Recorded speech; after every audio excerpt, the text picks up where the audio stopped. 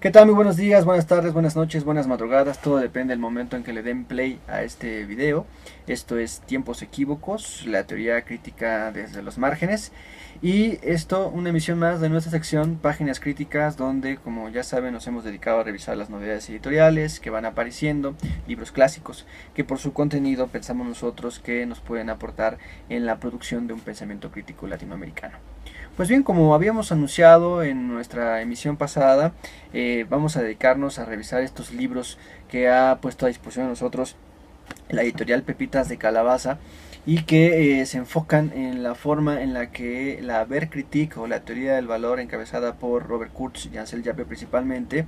se apropian o interpretan o estudian la teoría del valor de Karl Marx. Y habíamos ya adelantado que ahora nos vamos a dedicar a explorar un tanto unas primeras líneas de las propuestas teóricas, del contenido teórico de esta Werkritik de mano de un trabajito muy sustantivo de Ansel Japet. Pues bien, ese trabajito de Ansel Japet lo podemos encontrar nosotros en esta publicación que hizo Pepitas de Calabaza hace un par de años y que lleva por título El fetichismo de la mercancía y su secreto de Karl Marx, y que en realidad es la presentación, fíjense, de una nueva traducción del apartado cuarto del capítulo 1 del Capital, el famosísimo capítulo de la mercancía, y que además está acompañado de otra retraducción del capítulo 2 también del tomo 1 del Capital de Marx. Entonces lo que tenemos en realidad aquí publicado por Pepitas de Calabaza es en primera instancia un pequeño libro de Karl Marx, pero pequeño pero sustantivo, porque como ya dijimos tiene una nueva traducción, lo que de suyo lo hace un libro obligado para los interesados, para los estudiosos del Capital de Marx. Habría que decir que esta nueva traducción, que ha sido elaborada por la editorial Pepitas de Calabaza, es una revisión que podríamos llamar crítica respecto a las traducciones convencionales, o vamos a decirlo así, tradicionales de lectura de Marx en el español, ¿no? Aunque tenemos varias traducciones en nuestro idioma del libro más importante, pienso yo, de Marx, es también bien cierto que la mayoría de los estudiosos en nuestro continente, por lo menos desde la década de los 70, han utilizado tres traducciones del libro de Marx, ¿no? Una primera de ellas sería una clásica, que es la elaborada por el maestro Wenceslao Roses y que se publicó por Fondo de Cultura Económica, que conoce una cantidad infinita de reediciones y que recientemente acaba de salir una nueva y última traducción del Capital de Roses, también publicada por Fondo de Cultura. Bueno, esa es una forma de leer el Capital, leyendo a Marx a través de la pluma elegante, a través de la pluma precisa de un Wenceslao Roses. Otra traducción que se ha utilizado y que es con la que entran en diálogo los traductores de esta nueva edición de Pepitas de Calabaza, es la que elaboró el grupo de los famosos gramscianos argentinos encabezados por José Aricó, y que pusieron a la cabeza de este proyecto a Pedro Escarón, y que finalmente entregó una edición que es la más próxima a una edición crítica que tenemos, y que es la que está publicada en siglo XXI, ¿no? Esa es una de las ediciones más leídas del Capital, es esta chiquita naranja dividida en 8 volúmenes, y que, digo, tradujo principalmente Pedro Escarón, que pertenecía al equipo de José Aricó y los llamados gramscianos argentinos. Esta es una de las más leídas, por ejemplo, en la academia, me parece, de toda América Latina. Otra traducción con la que entra en diálogo esta nueva versión es precisamente la que hace el maestro español Manuel Sacristán, y que se publicó al interior de esta colección que se llamó OME, Obras Marx Engels, por editorial Grijalbo Crítica, por la vieja editorial Grijalbo Crítica, que se pues esforzaba por presentarle al público hispanoparlante pues una especie de obras completas de Marx y Engels, y que desafortunadamente el proyecto quedó inconcluso. Ya le dedicaremos quizás más adelante un episodio a las traducciones de Marx, porque son discusiones que no solamente son filológicas, que no solamente son eruditas de esos que hablan alemán, sino como vamos a intentar sugerir rápidamente, las traducciones tienen un contenido político. Y ya saben ustedes esta famosa idea de que traductor que traiciona, ¿no? Entonces hay siempre hay un contenido político, hay un contenido ahí incluso cultural, ideológico en las traducciones. Pues bien, entonces esta nueva edición de Pepitas de Calabaza entra en diálogo con estas dos traducciones que nosotros recomendamos siempre tener a la mano porque se vuelve sustantivo, sobre todo para los que no hablamos alemán, el tener diferentes lecturas, diferentes traducciones para incluso comparar, y cuando uno se topa por ejemplo con algún pasaje difícil, de los cuales abundan en la obra de Marx, siempre resulta útil para aclararse o para confundirse más, todo depende del caso, consultar esas diferentes traducciones. Y pues bien, ahora tenemos una nueva, aunque fragmentaria, porque lamentablemente solamente traduce el apartado 4. Y vamos a ver que tiene una razón de ser el que nada más esta edición reproduzca ese apartado. Voy a decir que las diferencias saltan a la vista. Por ejemplo, es muy conocido que en la edición de Pedro Escarón el apartado 4 del capítulo 1 se llama el fetichismo de la mercancía y su secreto. Pues bien, acá los compañeros de Pepitas de Calabaza han decidido ponerle el carácter de fetiche de la mercancía y su secreto. Y hablar de carácter de fetiche de la mercancía es ya dar una entonación diferente, por lo menos en términos teóricos y conceptuales, a la discusión. Entonces ya desde ese punto se vuelve sumamente sugestivo el checar, el leer esta nueva traducción, sobre todo si uno ya le está entrando, digamos, de forma un poco más detenida a este primer capítulo, que siempre es complicado, siempre es difícil. El propio Marx va a asumir que es la parte más complicada de su obra.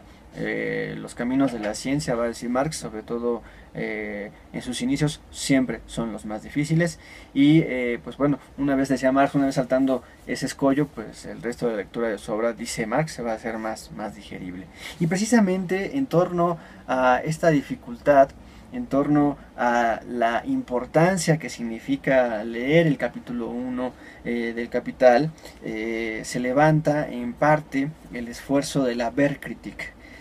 Sobre todo este esfuerzo que va a ser este grupo de estudios alemanes, que se va a centrar quizás en el pasaje más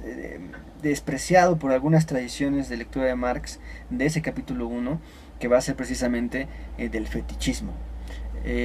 Como ustedes saben, lo voy a decir rápidamente, el capítulo 1 se compone de 4 apartados. El primero, que nos habla de los factores de la mercancía, o sea que la mercancía está compuesta por un valor de uso, por un valor de cambio, por un valor, por una sustancia y una magnitud de valor. Después vendría el apartado 2, donde Marx nos presenta uno de sus grandes descubrimientos, que es el carácter dual de ese trabajo que produce y pone mercancías. Ese carácter dual va a consistir en que el trabajo también, al igual que la mercancía, está escindido en dos, en un trabajo abstracto y en un trabajo concreto, que, para decirlo rápido y para no abundar en discusiones sumamente complejas y difíciles además, podríamos decir que esta división, este carácter dual del trabajo, pues está dividido en un trabajo abstracto que va a producir valor y un trabajo concreto que va a producir valores de uso. Pues bien, ese sería el segundo apartado, que además Marx dice es el más, quizás el más importante, porque en la comprensión de este carácter dual del trabajo que pone mercancías, dice Marx, se juega toda la comprensión a su vez de la economía política clásica. Pues bien, luego el tercer apartado, que para muchos es el más complicado, sería el de las formas de valor, en el que Marx nos va a presentar de manera lógica el devenir del dinero a partir precisamente de la mercancía. Es decir, cómo la mercancía entonces a través de la forma valor, a través de las formas de valor, deviene dinero. Y esa es una exposición que pues es muy lógica, es muy conceptual y que pues sí puede desanimar a varios lectores, por lo menos si son sus primeras intentonas, ¿no? Y finalmente vendría el último apartado, el cuarto, que se llama, dijimos en la edición del siglo XXI de Pedro Escarón, el fetichismo de la mercancía y su secreto. Si los apartados anteriores que hemos comentado, algunos marxistas las desechan, como vamos a ver a lo largo de la exposición de Yapé, por metafísicas, por idealistas, por tener resabios hegelianos, bueno, ya el fetichismo de la mercancía es desechada por esotérica, por oscura, algunos van a decir por contener predigitaciones dialécticas, y entonces algunas tradiciones marxistas han desechado el término de fetichismo. Pues bien, la Verkritik, más allá de desechar la noción de fetichismo, lo que hace es basar su lectura, es basar toda su propuesta de apropiación de la teoría del valor de Marx desde ese concepto. Entonces lo primero que hay que hacer, dice Yapé en el ensayo introductorio a esta edición, es ubicar en términos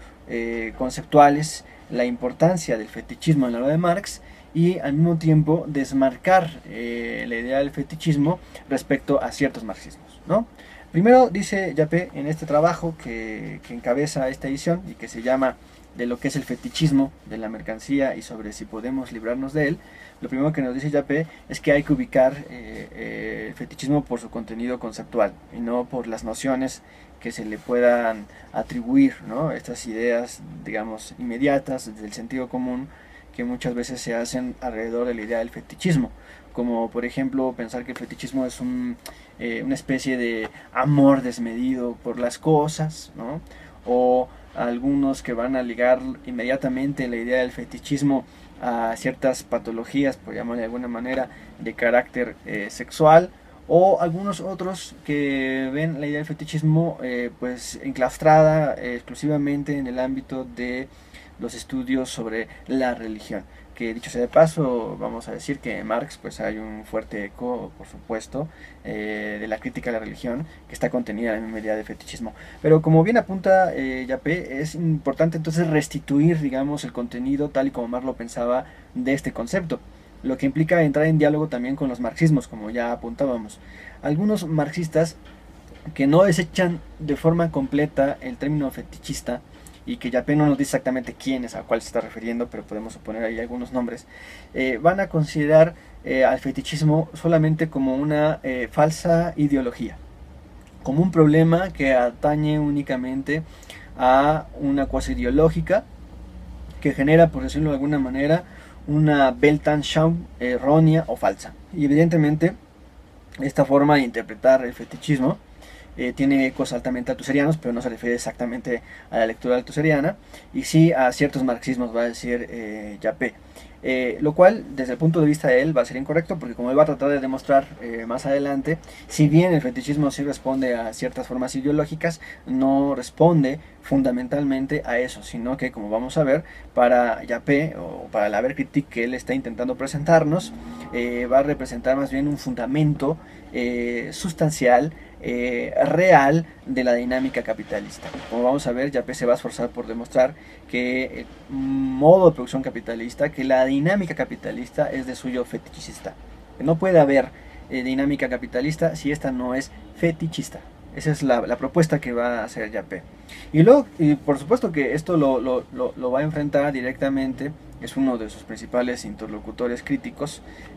con la forma altuseriana de leer la teoría del fetichismo, ¿no? Desde el punto de vista de Yapé, Althusser va a cancelar, va a desechar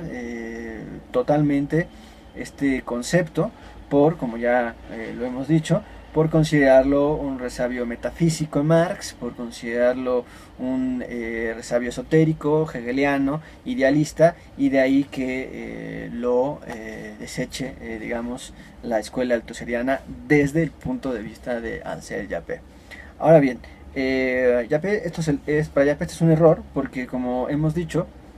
la dinámica capitalista, lo que le da sentido a la dinámica capitalista, son abstracciones fetichistas que fundamentan y le dan sentido al capital. Esto, dice Yapé, tiene que ver con el hecho de que ya el valor, el dinero, el trabajo, son de suyo categorías y determinaciones fetichistas. Ahora bien, el propio Yapé no ignora lo complicado que significa abordar conceptualmente esta discusión. Primero porque va a decir Yapé que el fetichismo o por ejemplo el valor no son categorías empíricas, no son categorías que se puedan aprender desde la mera experiencia, desde el mero transcurrir en la vida diaria dentro de la sociedad capitalista, pero que a su vez sí dominan, sí determinan esa vida diaria. Esto es muy interesante. De tal manera que, según Yapé, pues la exposición de Marx pues no seguiría, por decirlo de alguna manera, el sentido histórico o inmediato de esa vida diaria, sino que más bien lo que seguiría en un primer momento sería una exposición o un ordenamiento lógico de esa experiencia. De ahí que sea tan complicado aprender, digamos, las exposiciones o las argumentaciones de ese primer capítulo. Pues bien, según Yapé, esta dinámica fetichista, que estaría articulada a través de la dinámica del valor, la dinámica del valor entonces es fetichista, lo que haría sería permitirnos sostener la idea de que en Marx la teoría del fetichismo es igual a su teoría del valor.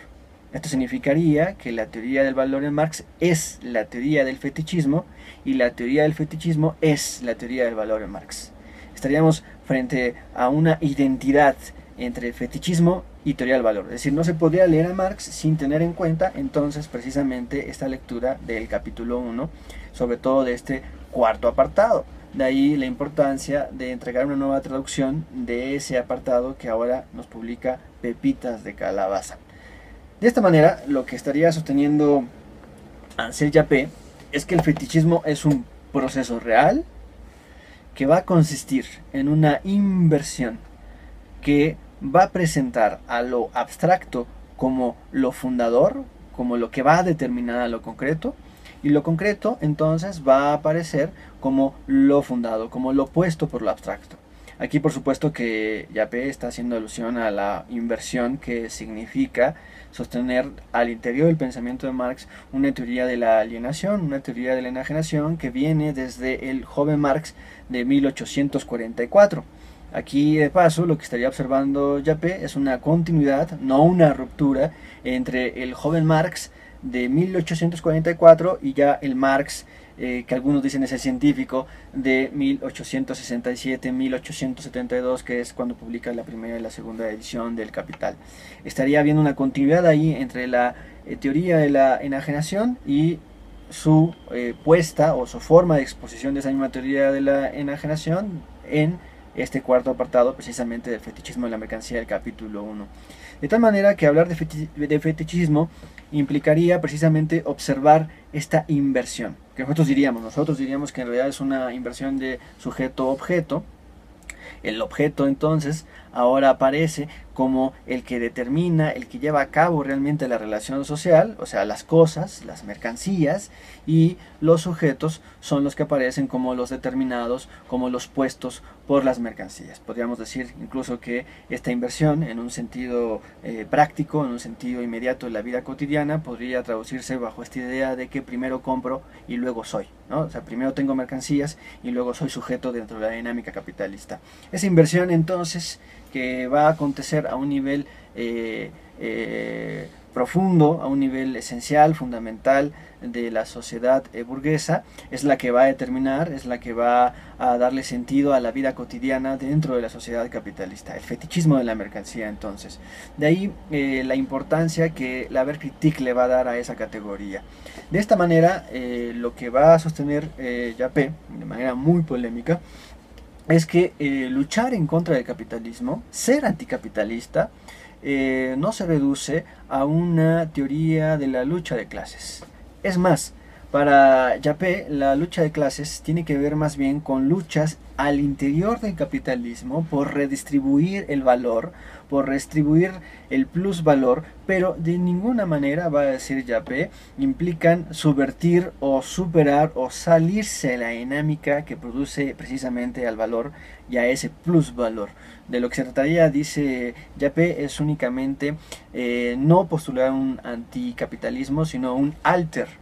capitalismo, porque estas luchas incluso las que él considera que han sustituido, por lo menos en el lenguaje, a la vieja lucha de clases, como las luchas subalternas, ya sea la de los pueblos colonizados, la de los feminismos, las luchas en contra del racismo. Lo que va a decir Yapé, lo único que buscan es, uno, hacer cumplir las promesas al capitalismo, y dos, mantener incólume la dinámica del valor, que es la que posibilita precisamente todas esas relaciones de dominio, de explotación y sometimiento.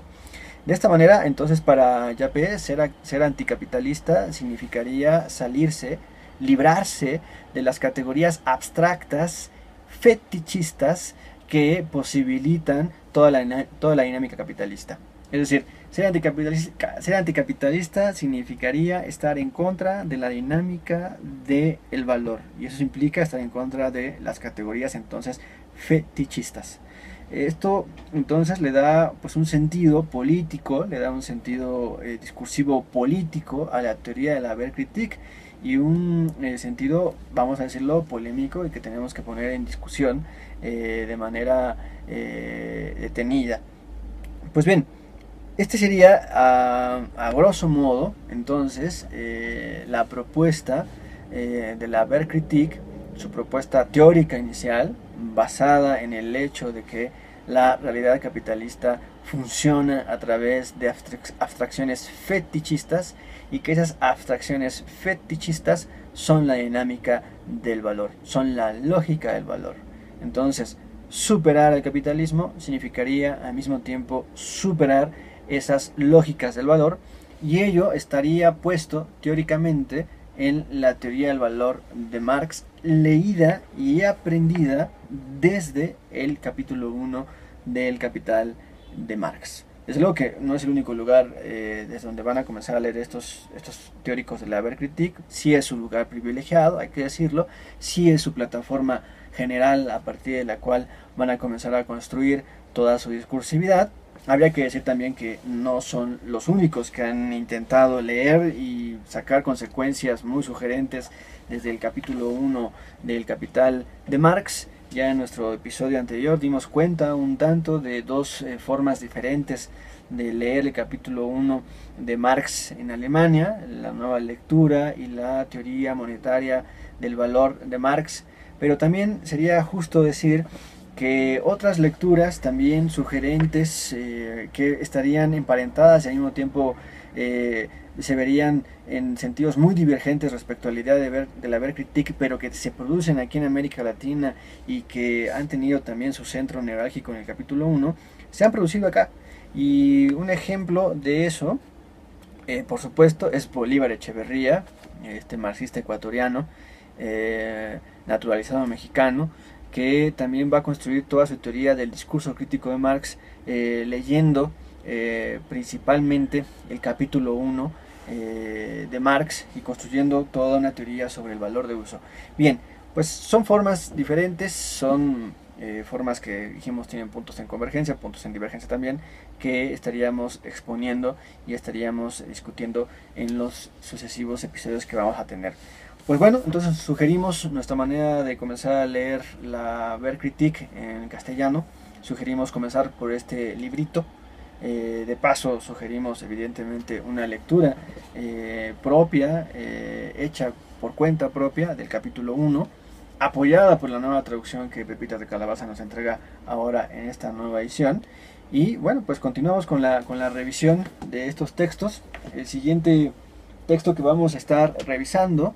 van a ser algunos ensayos del absurdo mercado de los hombres sin cualidades, pero eso ya lo haremos en la siguiente emisión de Páginas Críticas de Tiempos Equívocos. Y de paso pues queremos agradecer a todos los que nos han estado